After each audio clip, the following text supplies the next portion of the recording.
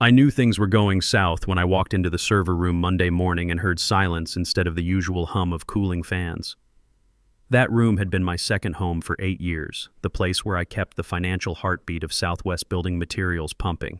Without me, 12,000 construction workers across Texas, Arizona, New Mexico, and Colorado don't get their paychecks. When construction workers don't get paid, they don't just complain, they park their equipment and walk off the job.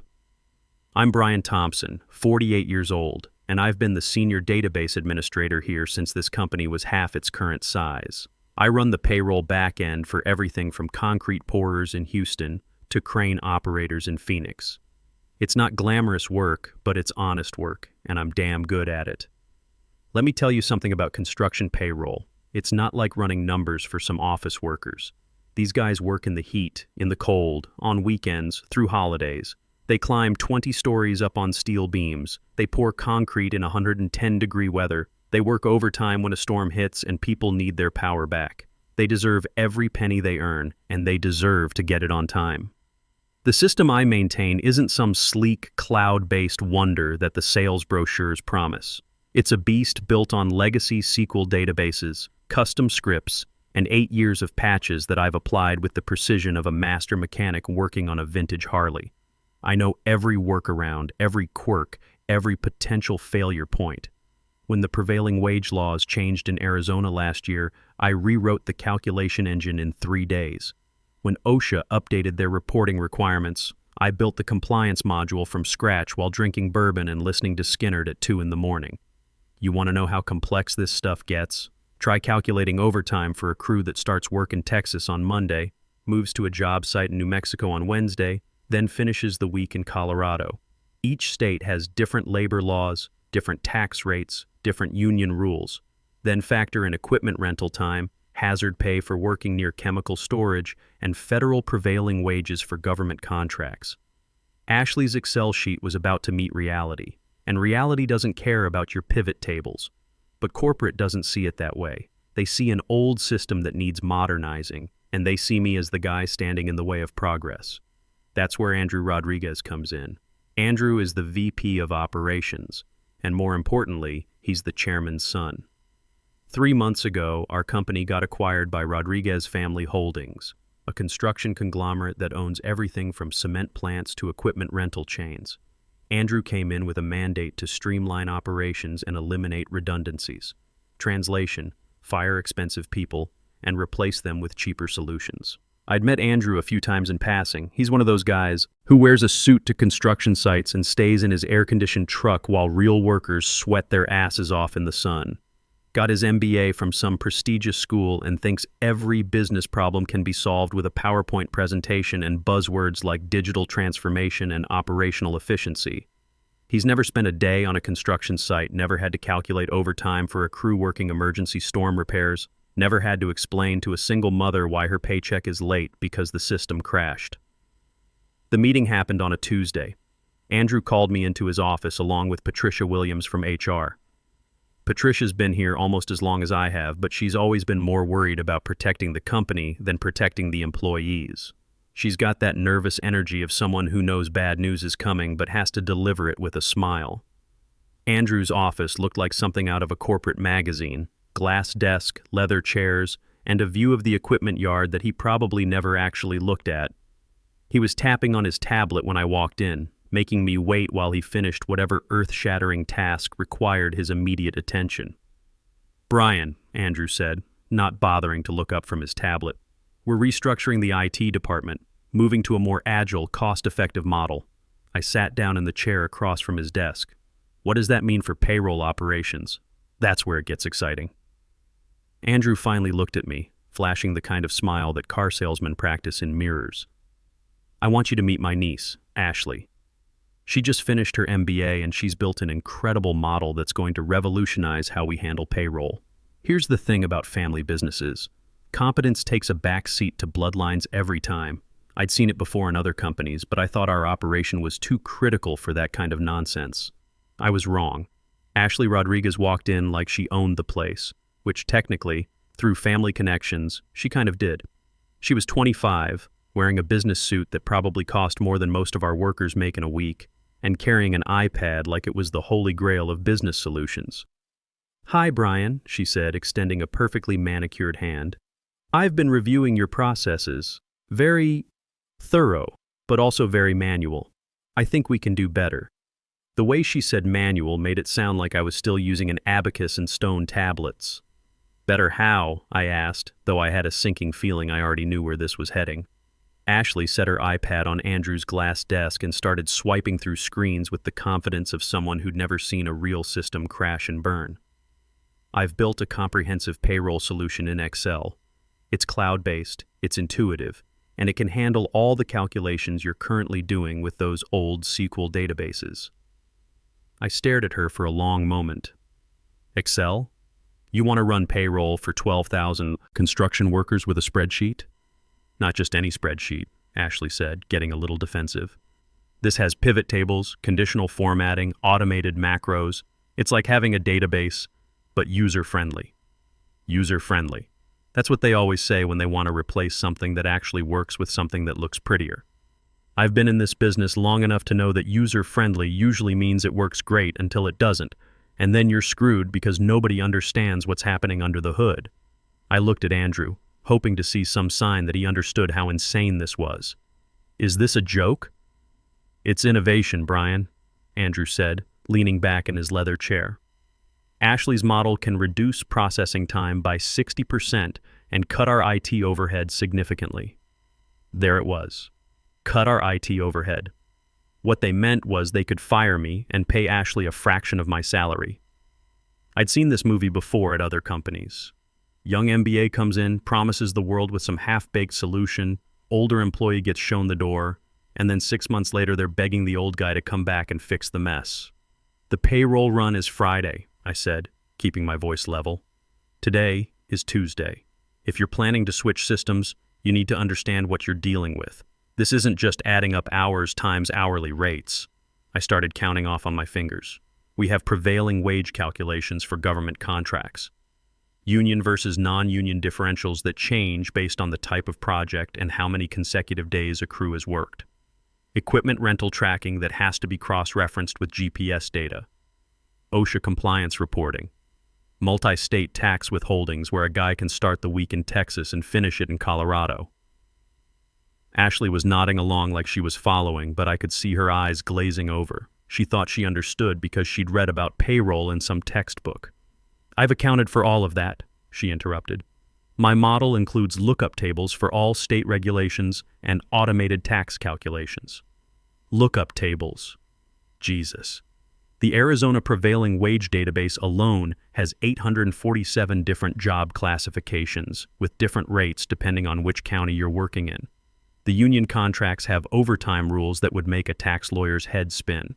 You've got guys who get time and a half after 8 hours, double time after 12, but only if they're working on certain types of projects. Then you've got hazard pay that kicks in if they're working within 500 feet of chemical storage. But the rate changes based on what chemicals and how close they are. "Ashley," I said, trying to keep the condescension out of my voice, "have you ever calculated prevailing wages for a federal highway project?" "I've studied the regulations," she said. "Studying and doing are two different things. You know what happens when you get prevailing wages wrong on a federal contract. The Department of Labor comes in and audits everything.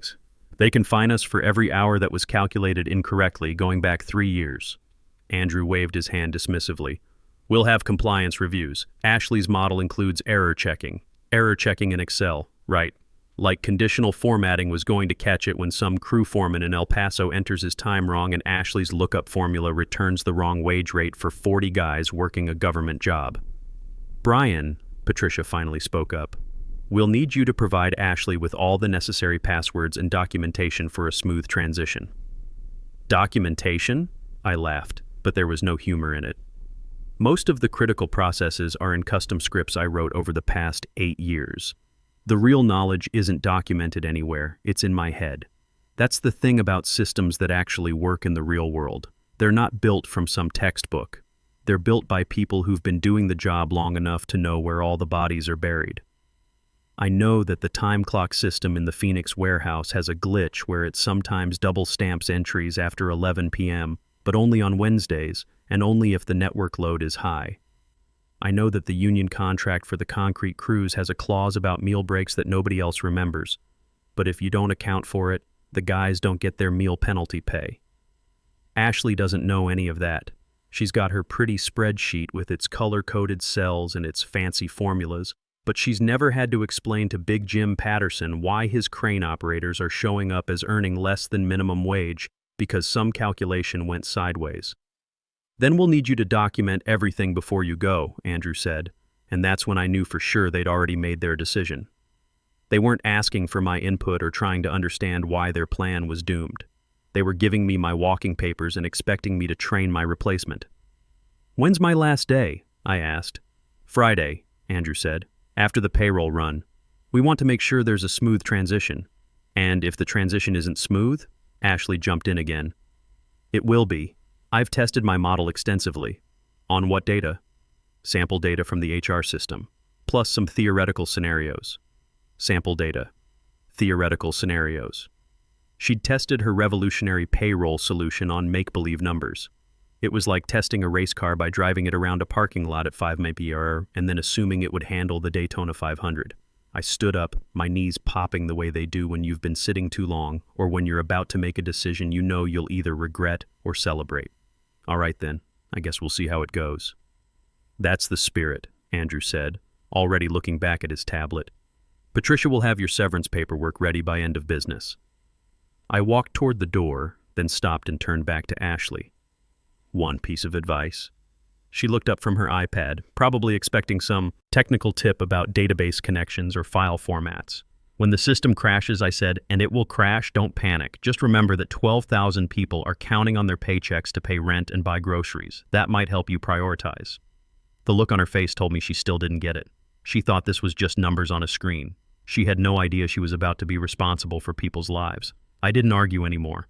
I didn't try to explain why Ashley's approach was doomed to fail worse than a paper airplane in a tornado. Sometimes the best teacher is experience, and Ashley was about to get an education that no MBA program could provide. The next 3 days were like watching a slow-motion car crash. I spent Wednesday and Thursday doing exactly what they asked, documenting everything I could think of, creating user guides, and writing step-by-step instructions. But here's the thing about complex systems that have evolved over 8 years. You can't document institutional knowledge. You can't write down the gut feeling you get when something doesn't look right, or the instinct that tells you to double-check a calculation because it seems off by just enough to matter. Ashley shadowed me those 2 days, taking notes on her iPad and asking questions that showed she had no clue what she was getting into. "Why do you manually verify the Arizona wage classifications?" she asked Wednesday morning as I ran through the pre-payroll checks. "Because the state database has been corrupted since 2019, I explained. It shows the right wage rates, but about 3% of the job classifications return wrong county codes. If you don't catch it, guys working in Phoenix get paid Tucson rates, which is about $4 an hour difference. Can't we just fix the database? It's a state system. We don't control it. We just have to work around it." She made a note on her iPad. I could see her typing "fix state database issue" like that was something she could handle with a phone call. Thursday afternoon, Ashley was feeling confident enough to start importing real data into her Excel model. I watched her upload the raw time files from our 47 different job sites across 4 states. The spreadsheet immediately started lagging. "It's just loading," she said, clicking refresh repeatedly while Excel churned through 12,000 employee records. But I could see what was happening. Her lookup formulas were hitting circular references because she didn't understand how prevailing wage calculations cascade. When you've got federal, state, and local wage requirements that can all apply to the same job, you can't just use a simple VLOOKUP. You need conditional logic that checks multiple criteria in a specific order. "Ashley," I said carefully, "you might want to test that on a smaller dataset first." "It'll be fine," she replied. But I could hear the uncertainty creeping into her voice as Excel's memory usage spiked and the program started freezing. Friday morning came, and it was time for the official handoff. Ashley showed up early with her laptop and the kind of nervous energy you see in rookie drivers before their first NASCAR race. "Ready to make history?" she asked, trying to sound confident. I gathered my personal items while she set up at my workstation. Coffee mug that said "World's OKest Database Admin," photo of my Harley Davidson, and a bottle of bourbon I kept for emergencies. Seemed appropriate to take it with me, Something told me they'd be needing it more than I would. The bank cutoff for direct deposits is noon, I reminded her. After that, people don't get paid until Monday. Got it, Ashley said, already focused on her screen where Excel was grinding through the payroll data like a wood chipper trying to process a telephone pole. I started to leave, then stopped. Ashley, one more thing. When this goes sideways, and it will go sideways, don't try to fix it by running the calculations again. Each time you reprocess, you create duplicate entries in the system. Fix the problem first, then rerun. She wasn't really listening. She was staring at her screen where the spreadsheet was showing error values in about half the cells. Patricia walked me to the security desk where Eddie Morrison was waiting with my severance paperwork. Eddie's a good guy, ex-Marine who understands the value of knowing your job inside and out. Sorry to see you go, Brian, Eddie said as I signed the documents. This doesn't feel right. It's just business, Eddie. Bad business, but business nonetheless. I drove home in my pickup truck, windows down, Creedence on the radio. I should have been angry, but mostly I felt like I was watching a disaster movie where you know the asteroid is going to hit, but the characters haven't figured it out yet. My phone started buzzing around 10:30 a.m. Text from Kevin Martinez, one of the payroll clerks. Brian, Ashley's spreadsheet is showing weird numbers. My overtime calculation says I worked negative hours last week. Then another text from Danny Walsh in the Phoenix office. Dude, according to this payroll report, I make $847 an hour as a concrete finisher. I wish. By 11 o'clock a.m., my phone was lighting up like a Christmas tree. Guys from all over our territory were seeing their pay stubs in the employee portal, and nothing made sense. Employee ID numbers were getting mixed up with Social Security numbers. Job classifications were scrambled. Crane operators were showing up as office clerks, concrete finishers were listed as executives. The funniest one came from Tony Ramirez, a foreman in El Paso. Brian, my pay stub says I worked 2,847 hours last week and my net pay is negative $12,000. Did I rob the company or did the company rob me? I could picture exactly what had happened. During the data import, Ashley had mixed up the column headers. Employee ID numbers were being used as hours worked, and hours worked were being treated as pay rates. Excel was trying to calculate wages using Social Security numbers as multipliers. But the real disaster was still coming. The weird numbers in the employee portal were just the appetizer. The main course would be served at noon when the bank tried to process Ashley's payroll file for electronic deposits. At 11:45 a.m., my phone rang. It was Patricia from HR. Brian. Her voice was tight with panic. We need to talk. Ashley's payroll file is showing some irregularities. Irregularities? According to her calculations, we owe the federal government $2.3 million in tax withholdings this week, but we only collected $180,000 from employee paychecks. I pulled into my driveway and sat in the truck listening to Patricia explain how Ashley's Excel model had managed to create what was essentially a mathematical black hole. Also, Patricia continued, the bank is questioning why we're trying to direct deposit $47,000 to one concrete mixer in Albuquerque, while simultaneously deducting $23,000 from a crane operator's pay for something called equipment rental recovery fees. Has anyone told Andrew yet? He's in meetings all day. Ashley said she could fix it. Famous last words. I'd heard them before from every overconfident rookie who thought they could patch a sinking ship with duct tape and good intentions. Patricia, I said, you might want to cancel those meetings. By 2 o'clock p.m., Southwest Building Materials wasn't a construction company anymore. It was a disaster zone. The bank had rejected Ashley's payroll file so hard it probably left scorch marks on their servers. According to their automated response, we were attempting to transfer invalid amounts to invalid accounts using invalid routing protocols. The employee portal had crashed under the weight of 12,000 workers trying to figure out why their pay stubs looked like they'd been written by a drunk accountant having a nervous breakdown. Some guys were showing overtime rates of $847 an hour. Others had negative salaries and somehow owed the company money for the privilege of working there. But the real fireworks started when the union got involved.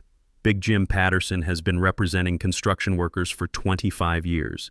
He's built like a linebacker, talks like a truck driver, and has zero patience for corporate nonsense. When his guys don't get paid, Jim doesn't send strongly worded emails. He shuts things down. By 3 o'clock p.m., Jim was standing on the back of a pickup truck outside our main office with a megaphone, and trucks were lining up behind him. Southwest Building Materials thinks they can play games with working people's paychecks. His voice boomed across the parking lot. If they can't figure out how to pay us, maybe we should stop working for them. The wildcat strike spread faster than gossip at a high school reunion. Phoenix sites shut down first, then Albuquerque, then the highway project outside Denver. By 4:00 p.m., every Southwest Building Materials job site in 4 states had gone quiet. 12,000 workers sitting in their trucks, posting videos on social media, calling local news stations. The footage was beautiful in a tragic sort of way. Aerial shots of idle construction sites, interviews with workers holding pay stubs that made no mathematical sense. Union reps explaining to reporters how a company that builds half the infrastructure in the Southwest couldn't figure out basic payroll. My phone kept buzzing with updates from Eddie and the other guys still inside the building. Ashley's locked herself in the conference room, Eddie texted. She's been trying to fix her spreadsheet for 3 hours, but every time she changes something, it breaks something else. Another text. Andrew's been screaming at IT support all afternoon. Apparently, Ashley deleted the original data when she tried to reload the file. That made me chuckle. Of course she did. When you're panicking and something's not working, the natural impulse is to start over. But when you start over in Excel without backing up your work, you lose everything. Ashley had just erased the only copy of the raw payroll data, and the backup systems only worked if someone who knew what they were doing set them up properly. Tuesday morning, I was sitting on my porch drinking coffee and reading news articles about our payroll crisis when my phone rang. Andrew Rodriguez, Brian. His voice sounded like he'd been gargling gravel. We need to talk. Morning, Andrew. Saw you on the news last night. Nice interview. I especially liked the part where you said the problems were caused by unforeseen technical complications during a routine system upgrade. Cut the jokes. The state labor board is opening investigations in 4 states. The union is talking about a class action lawsuit. The bank froze our operating accounts because our payroll file made their fraud detection system think we'd been hacked. Sounds like quite a situation. I need you to come back. Consulting basis. Name your price. I'd been waiting for this call since Friday afternoon. $15,000, cash, up front, plus a new contract at double my old salary. Done. I'm not finished. I want a public apology from you and Ashley posted on the company website, admitting that the payroll problems were caused by premature implementation of an inadequate system. Long silence. Then, fine. And one more thing. I report directly to the CIO now, not to operations. I'm done dealing with people who think Excel is enterprise software. Whatever you need, Brian. Just fix this. I drove back to the office Wednesday morning. The parking lot still had union guys camped out, but they waved when they saw my truck. Jim Patterson walked over as I was getting out. Brian, tell me you're here to save our asses. Working on it, Jim. You guys should see some action by Thursday morning. What about back pay for the time we've been sitting here, every penny, with overtime for the guys who were scheduled to work? I walked into the building like I owned it, because for the next few days, I basically did. The server room felt like coming home after a long trip. I fired up my workstation and started digging through the wreckage Ashley had left behind. It was worse than I'd expected. She hadn't just corrupted the payroll data. She'd managed to lock the database tables, create circular references in the tax calculation modules, and somehow convince the system that we employed 847,000 people named Error. It took me 18 hours of solid work, but I rebuilt everything from the archived transaction logs, real backups stored on systems Ashley didn't even know existed. By Thursday morning, I had a clean payroll file ready for the bank. I hit the transmit button at 6:00 a.m. The electronic funds transfer went through without a hitch. 12,000 workers would wake up to find their correct paychecks waiting, plus overtime pay for the days they'd lost sitting in the parking lot. Friday morning, I walked into Andrew's office. He looked like he'd aged 10 years in a week. It's done, I said. Everyone's been paid correctly, including compensation for the strike days. Thank you, he said quietly. Where's Ashley? Reassigned to marketing research. Turns out family connections only go so far when you cost the company millions of dollars and nearly trigger a federal investigation. And my new office? Andrew gestured toward the corner office with the windows overlooking the equipment yard. All yours. I had them put in a new coffee machine. I walked to my new desk and sat down in the leather chair. Through the window, I could see the construction sites coming back to life, cranes moving, trucks rolling out with full crews. My phone buzzed with a text from Eddie. Heard Ashley's working in marketing now. Think she can handle calculating ad impressions? I opened my desk drawer and pulled out the bottle of good bourbon I'd been saving for a special occasion. This qualified. Sometimes the old ways are the best ways. Sometimes experience trumps innovation. And sometimes, when corporate tries to fix what isn't broken, they learn the hard way that some jobs require more than just an MBA and an Excel spreadsheet. I poured a shot into my coffee mug and raised it toward the window. Here's to keeping the beast running and making sure working people get what they've earned. That's worth drinking to.